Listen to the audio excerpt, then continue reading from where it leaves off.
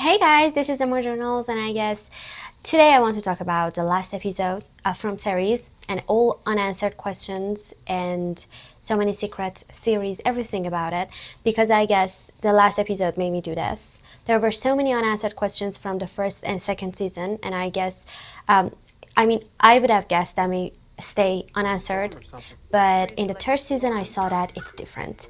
It's gonna be answered, and unlike other series like Lost or something, there will be answers. So let's get into it.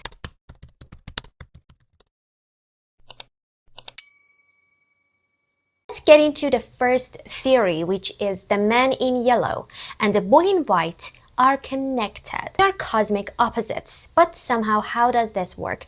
From the first season, we've seen the boy in white has helped so many characters in the movie, like Tabitha, like Victor, but unlike this one, the man in yellow just appeared dramatically in the scene and just torn down Jim's throat and killed him, and he had a very ugly face and something. And the only thing that was different with other monsters was his ability to appear in daytime. So this might shows us that he has some powers over those sinister creatures and monsters. He's the leader. He is the exact opposite source of the boy in white. Maybe he's the evil and he's the good. So maybe they are connected in somehow, okay? And the reason he just suddenly appeared in the last scene, maybe just get back to the answer that Victor got from the boy in white, that he asked why everything is not the same as it used to be, and the boy in white just gave him a clue that is that everything's changing. You look different now.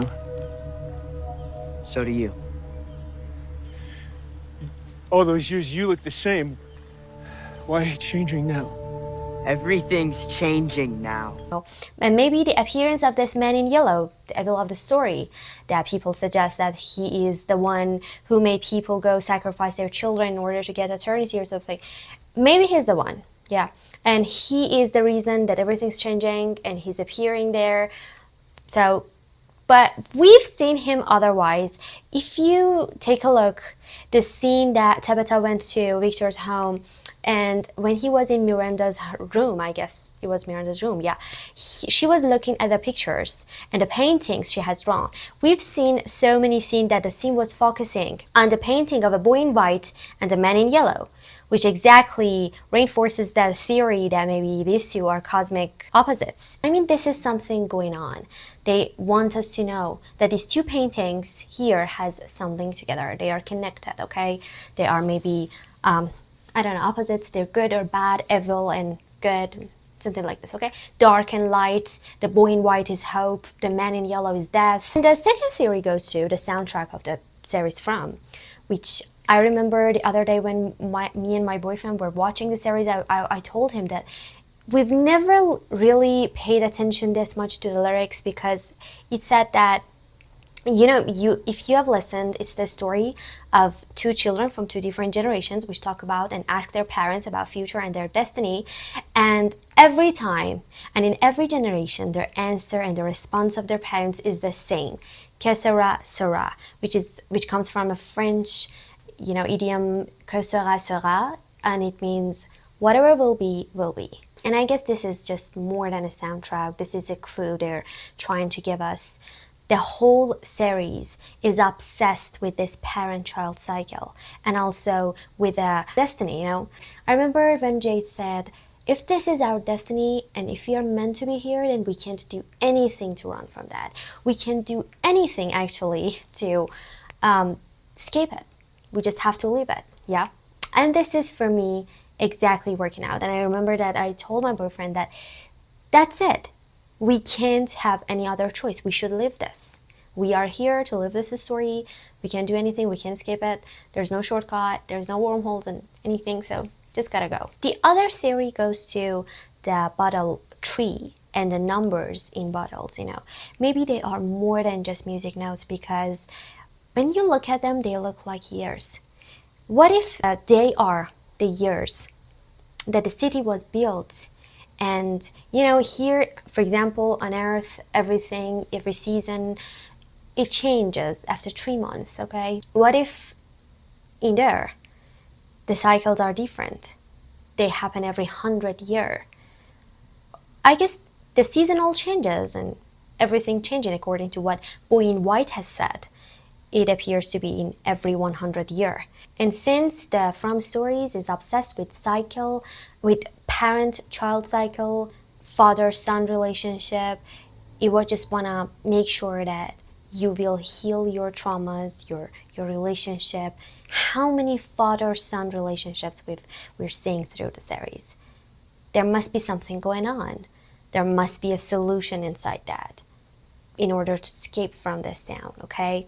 And this obsession with destiny, that maybe the whole thing is something you can't just escape. You can't just go into a tree and then faraway tree and then you can get back home. No, this is gonna be more than that, you know. There is something you should work on, you should heal. Theory goes back to reincarnation, you know. No one's replaced here. When everyone's died, everyone's reincarnated. They come back, same experiences, same visions, different body, different age, you know. And Jade mentioned that too, and at the episode of, I guess the last episode, we've seen that, yeah, it happened, that Miranda came back as Tabitha and Christopher came back as Jade. So no one's really gonna die. They will come back, and the visions that are in their head is actually their past lives. I've seen some theories that maybe Elgin was the kimono lady, and or the soldier from the World War that you've seen that he has just one eye because Sarah just took his eye out. And for these incarnation stuff, people suggest that some theories, weird theories, but they were just, you know, they were hearing, okay? The first one was that the man in yellow appears to be Randall. Yeah, when you look at the painting of Miranda of the man in yellow, you can see that it's a bald man with actually some wounds here that is the same wounds that Randall got. And maybe he's the same. He's coming back in, I don't know, future, past, present. He's coming from past, future, any time, you know, he's incarnated of that. Maybe a Louise Sarah, because it really makes sense.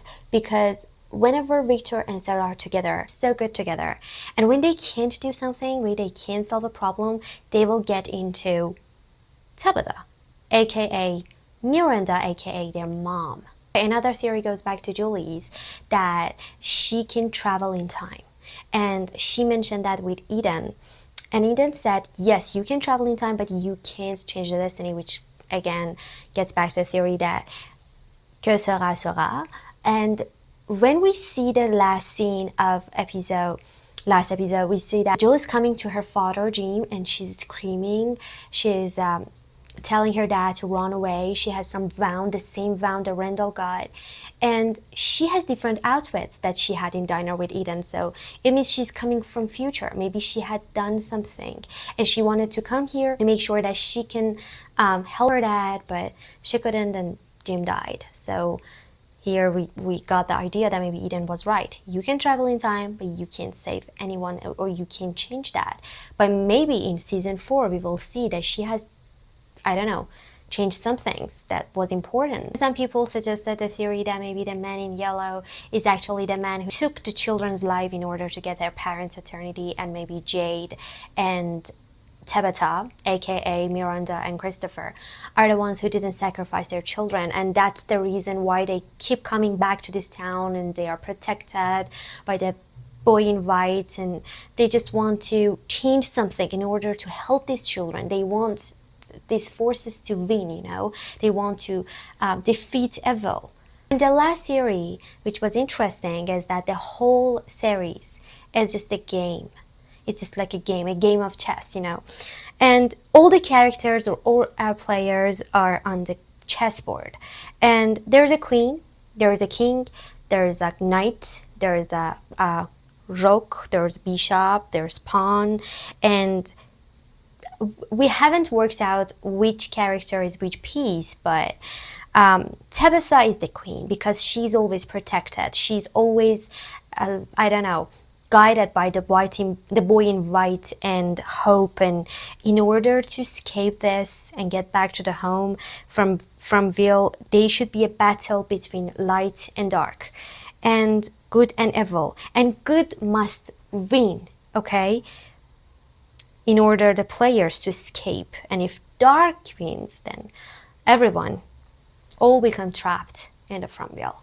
So this is going to be an interesting idea, because every time we see that Thibeta is actually protected, she's going to faraway tree, she can go to the lighthouse, she get back to get Victor's father's. Oh, and there was a theory actually that said that Victor's father is actually a villain. I don't know why this might be seems true for me. I don't get so good feelings about him. I don't know why. Although it seems a very nice father, a very nice man, but I don't get the feeling. I guess there is something going on. And actually I thought maybe there are some similarities between the man in yellow and Victor's father. I don't know why, but that's my idea. That's the whole theory, secrets, and things I thought I maybe found an answer for. I want you to write for me in comments, what do you think about the whole things I thought. That's all for today. Bonne journée, au revoir.